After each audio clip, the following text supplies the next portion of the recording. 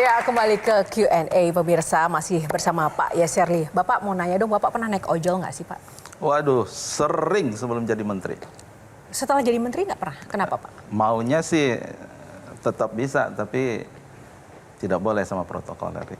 Apa pendapat Bapak tentang kemarin beberapa waktu yang lalu ya, demo ojol itu, Pak? Jadi begini, kalau dari Kementerian Ketenagakerjaan, kita concernnya satu adalah kesejahteraan, kemudian yang kedua itu adalah perlindungan mereka.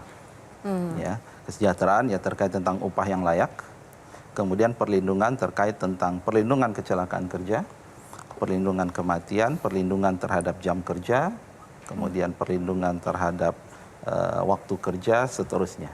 Kita concern kita ke situ. Nah, Ya. satu lagi sebelum saya lempar ke panelis, Pak. 60% penduduk kita ini mayoritas itu kerjanya di ruang informal dan 40% di formal. Artinya di sini ruang informal termasuk ojol di dalamnya itu kan sangat besar. Artinya benar-benar sangat dibutuhkan. Nah, keberpihakan pemerintah ini seperti apa agar ruang formal ini jauh lebih besar, Pak? Pertanyaannya kan sebenarnya seperti itu. Karena kalau ruang informal lebih besar artinya kesejahteraan yang tadi Bapak sebut dan juga kelayakan apapun kan tidak akan terjamin juga. Iya, artinya pemerintah harus hadir. Ya, harus hadir memastikan bahwa mereka itu memiliki peluang untuk bisa shifting dari informal ke formal. Bagaimana caranya? Yang pertama kompetensi. Makanya kita punya balai latihan kerja 300 sekian se-Indonesia. Dan kita harus buka akses yang luas buat mereka untuk meningkatkan skill. Kemudian yang kedua termasuk skill wirausaha. Ya, wirausaha itu kita membantu mereka untuk bisa tumbuh ya bisnisnya, sehingga kemudian mereka yang tadi isunya saat ini tidak layak, saat ini tidak ada perlindungan, maka kemudian mereka bisa mendapatkannya. Kapan, Pak?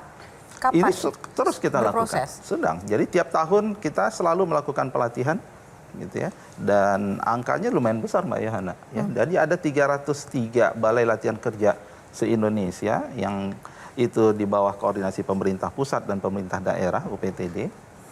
Kita banyak ya kalau Mbak Yohana formalnya memang sudah siap untuk itu, Pak.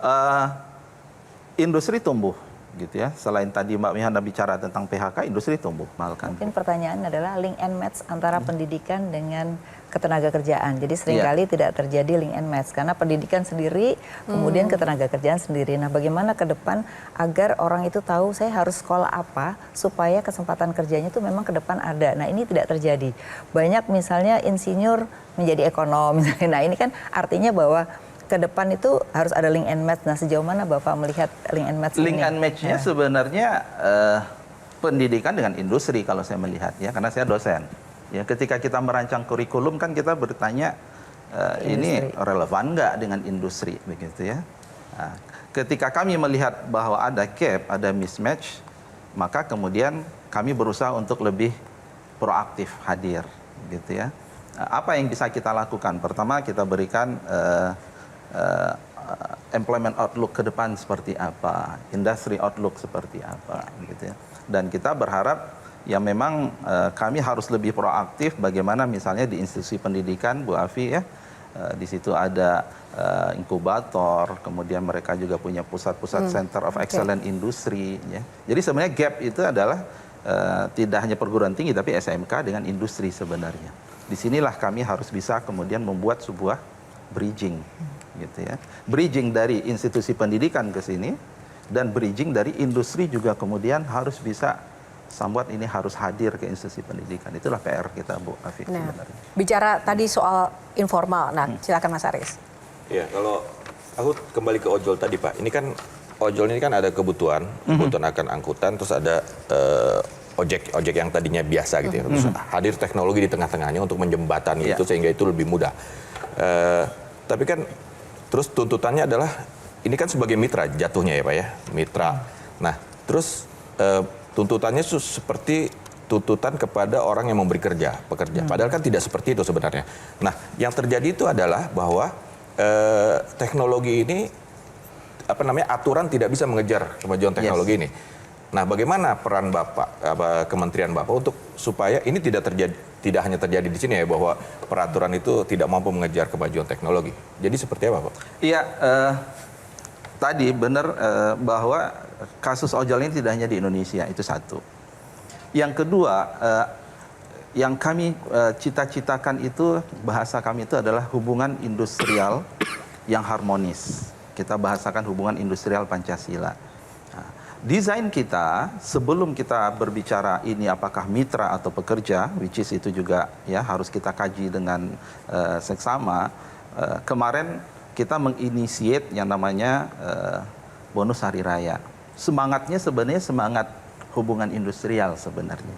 Ya, saya sampaikan ke teman-teman pengemudi dan kurir online, mohon difahami ini inisiatif, gitu ya. Jangan disalahpahami kemudian mereka nuntut awalnya THR yang kemudian jelas secara regulasi itu tidak ada payungnya, gitu ya.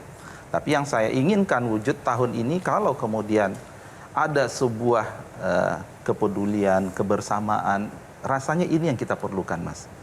Nah, jadi kalau alhamdulillah boleh saya katakan terlepas kemarin ya ada yang terima berapa dan seterusnya, tapi saya melihat message kami sampai kepada para aplikator. Pak, tentang ojol ini kan sebetulnya juga menurut saya sih miris ya, karena akhirnya ojol ini jadi karir yang safety net gitu. Kalau nggak bisa kerja di mana-mana, ya udah akhirnya ojol aja. Dan itu memang kenyataan, Pak. Saya juga punya saudara yang memilih resign, walaupun saya udah kasih tahu, nggak apa-apa. Kerjaan, tapi punya kerja capek, itu lebih baik daripada lo capek cari kerja gitu. Tapi nggak tahu ya, kadang-kadang kan orang karyawan itu, enggak lah, gue bisa lebih hidup dibandingkan hanya cuma di sini. Ini kantor toksik banget gitu ya bahasanya kan.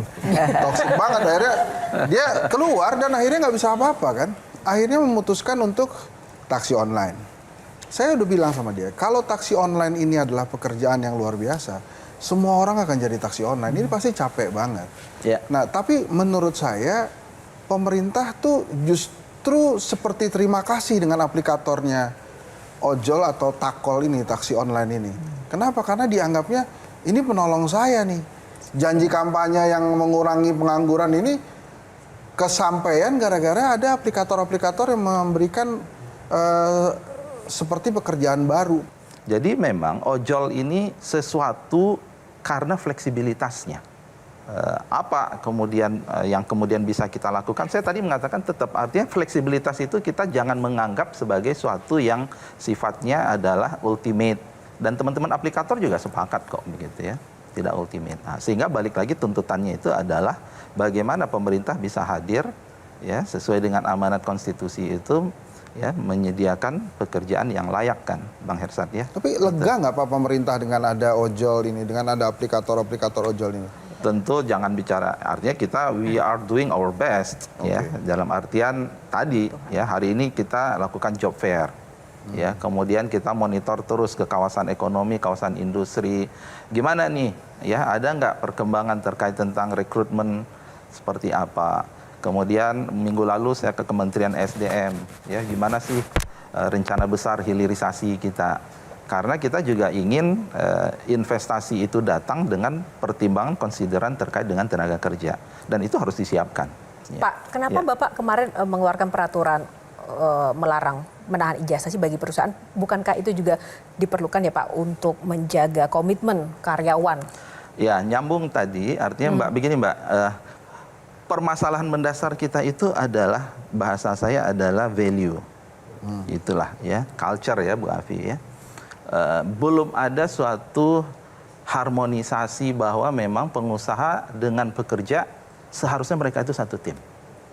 Nah, tinggal kita bicara dan ini kompleks se-Indonesia dengan sebarannya sedemikian rupa, maka kemudian sidak yang dilakukan oleh Pak Wamen, ya saya belum aja ini, itu kemudian menjadi suatu shock terapi, gitu ya, sehingga kemudian sadar, ternyata nggak boleh begini ya.